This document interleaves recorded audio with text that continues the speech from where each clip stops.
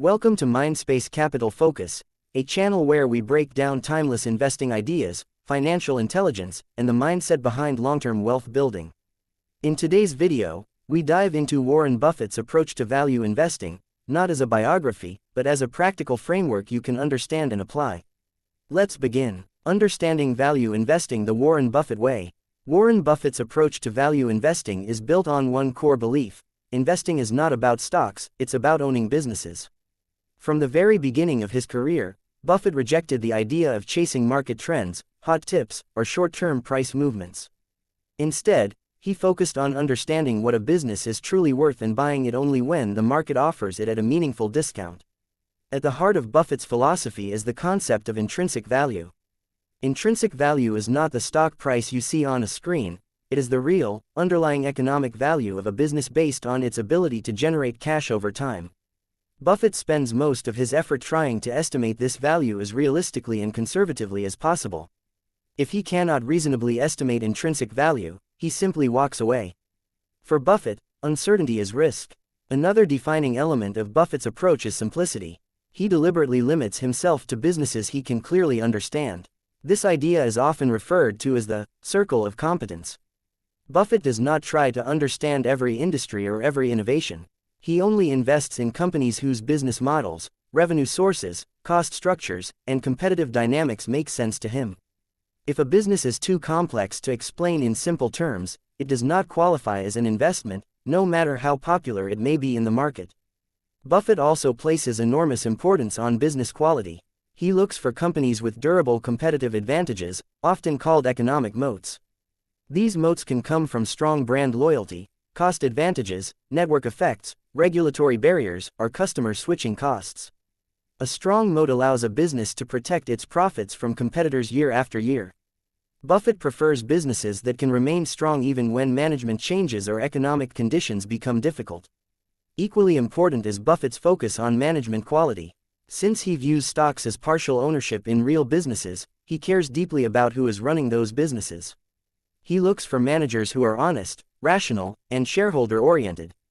Buffett values leaders who allocate capital wisely, avoid unnecessary risk, and think long-term rather than chasing quarterly results. He often says that great businesses can survive poor management, but he still prefers both to be excellent. One of the most misunderstood aspects of Buffett's strategy is his attitude toward price. Buffett is willing to wait, sometimes for years, until a great business becomes available at a fair or discounted price. He does not feel pressure to always be invested.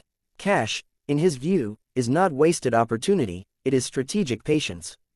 This discipline protects him from overpaying, which he considers one of the biggest mistakes an investor can make. Buffett also avoids excessive leverage and speculation. He believes that using heavy debt magnifies mistakes and reduces flexibility. His goal is not to maximize short-term returns but to avoid permanent loss of capital. Survival comes first. Growth comes second. This mindset allows compounding to work quietly and powerfully over decades. Perhaps the most defining feature of Buffett's value investing approach is time horizon. He invests with the expectation of holding a business for many years, often indefinitely. Short-term market volatility does not concern him because he measures success by business performance, not stock price fluctuations. In fact, Buffett welcomes market declines if the underlying business remains strong, because it allows him to buy more ownership at better prices. In summary, Warren Buffett's value investing approach is not about clever tricks or complex formulas. It is about discipline, patience, rational thinking, and deep respect for business fundamentals. He combines conservative analysis with long-term conviction, creating a framework that prioritizes durability over excitement and certainty over speculation. This foundation sets the stage for understanding how Buffett makes decisions, and why his approach continues to outperform in a world obsessed with speed and noise. Margin of safety, risk control, and thinking independently. In Warren Buffett's value investing philosophy, risk is not volatility, risk is the chance of losing money permanently. This single idea separates Buffett from most market participants. While many investors fear daily price swings, Buffett fears something far more serious: paying too much for a business whose economics later disappoint. Because of this, his entire approach is designed around risk control, not return maximization. The first and most important tool Buffett uses to control risk is the margin of safety. This concept comes from his mentor Benjamin Graham, but Buffett refined it further. A margin of safety means buying a business at a price significantly below its intrinsic value. This gap acts as a buffer against errors in judgment, unexpected economic downturns, or temporary business problems. Buffett openly admits that intrinsic value is an estimate, not a precise number. The margin of safety exists to protect him when his estimate turns out to be imperfect. Buffett does not look for cheap stocks in the traditional sense. He is not interested in low price-to-earnings ratios alone or stocks that appear undervalued on paper but have weak businesses underneath. Instead, he looks for great businesses at reasonable prices. Over time, Buffett evolved from buying merely cheap companies to buying high-quality companies with strong economics, even if they are not statistically cheap, so long as the price offers sufficient safety relative to long-term value. Another critical part of Buffett's second-layer thinking is avoiding unnecessary risk entirely. He does not diversify excessively just for the sake of diversification. Buffett believes that wide diversification is protection against ignorance. If you truly understand a business, he argues, owning a smaller number of high-quality investments can actually reduce risk. That said, this approach requires deep knowledge, emotional discipline, and the ability to withstand temporary losses without panic. Buffett also avoids businesses exposed to risks he cannot reasonably predict or control. He is cautious about industries that depend heavily on commodity prices, rapid technological disruption, or unpredictable regulation. This is why, for many years, he avoided technology companies, not because they couldn't grow, but because their future economics were too uncertain for his standards. When he later invested in companies like Apple, it was because he saw them less as technology firms and more as consumer businesses with powerful brand ecosystems. A major pillar of Buffett's approach is independent thinking. He does not follow market sentiment, analyst upgrades, media narratives, or popular opinion. In fact, Buffett often does the opposite of the crowd. When others are fearful, he becomes interested. When others are euphoric, he becomes cautious. This independence is not emotional rebellion, it is rational detachment. Buffett bases decisions on business fundamentals, not market mood. To maintain this independence, Buffett intentionally limits the information he consumes. He reads financial statements, annual reports, and business histories, but largely ignores daily market news. He believes that most news creates noise, not insight. By filtering out distractions, Buffett protects his decision-making process from emotional bias and short-term thinking. Buffett also emphasizes temperament over intelligence. He argues that successful investing does not require a high IQ, it requires emotional stability. The ability to remain calm when markets fall, patient when opportunities are scarce, and disciplined when excitement is high is far more important than analytical brilliance. Many intelligent investors fail, Buffett says, because they cannot control fear, greed, or impatience. Another overlooked aspect of Buffett's risk management is capital preservation. Buffett structures his investments so that even in poor scenarios, survival is likely. He avoids businesses that require constant reinvestment just to stay afloat. He prefers companies that generate strong free cash flow and can fund growth internally. This financial strength gives businesses, and investors, resilience during economic stress. Finally, Buffett's approach recognizes that doing nothing is often the best decision. He is comfortable holding cash and waiting for the right opportunity. He does not force investments simply to stay active. This patience is a strategic advantage. By waiting, Buffett ensures that when he does act, the odds are heavily in his favor. Long-term compounding, patience, and letting time do the heavy lifting. At the heart of Warren Buffett's investing philosophy lies a principle that most investors understand intellectually but fail to apply emotionally: the true power of investing comes from time. Buffett's greatest advantage is not secret information, complex models, or aggressive strategies, it is his unwavering commitment to long-term compounding. Buffett often describes compounding as the eighth wonder of the world.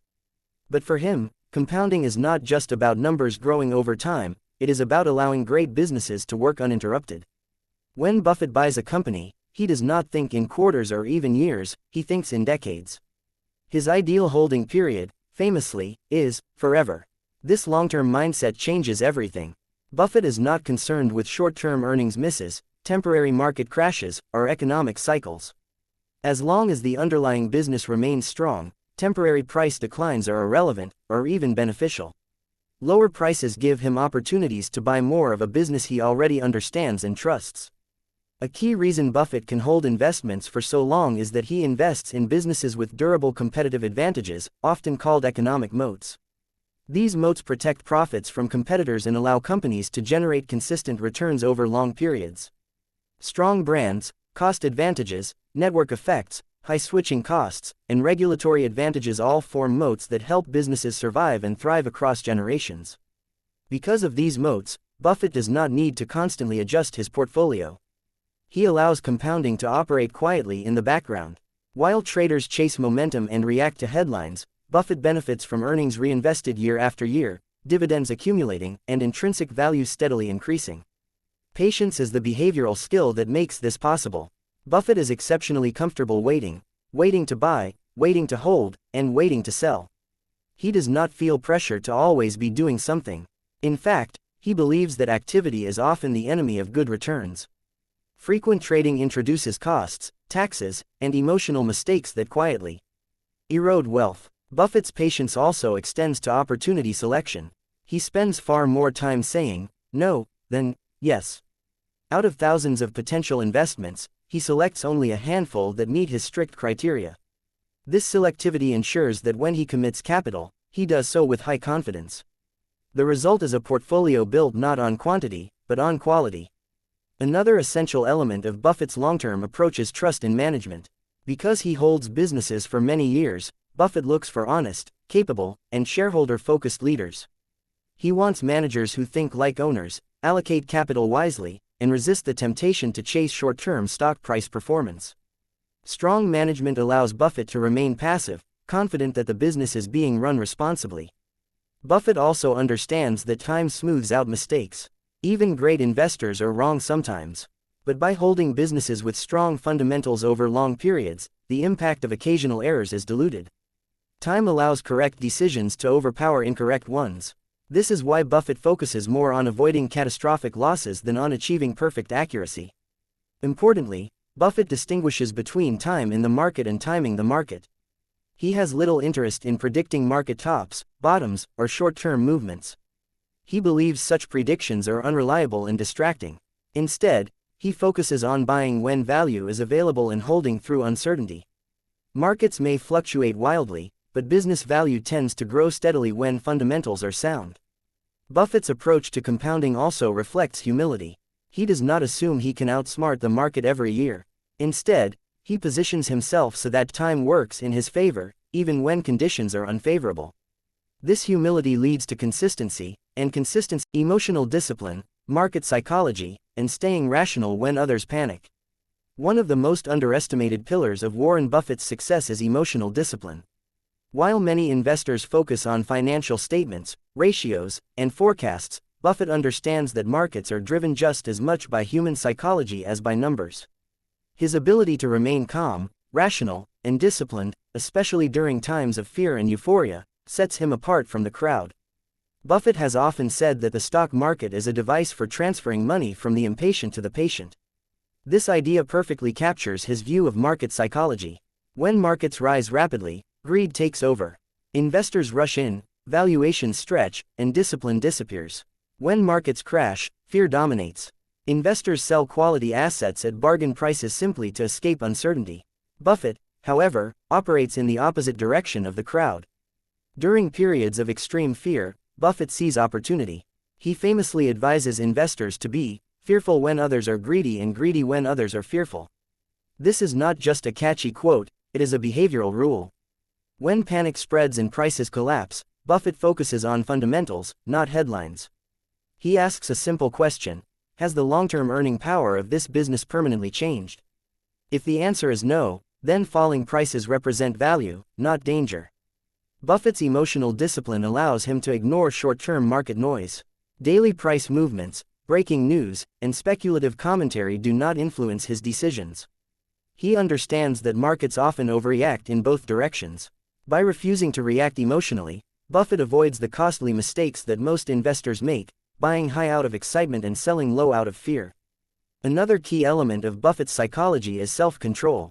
He knows his own limits and does not invest in areas he does not understand, even if others are making money there.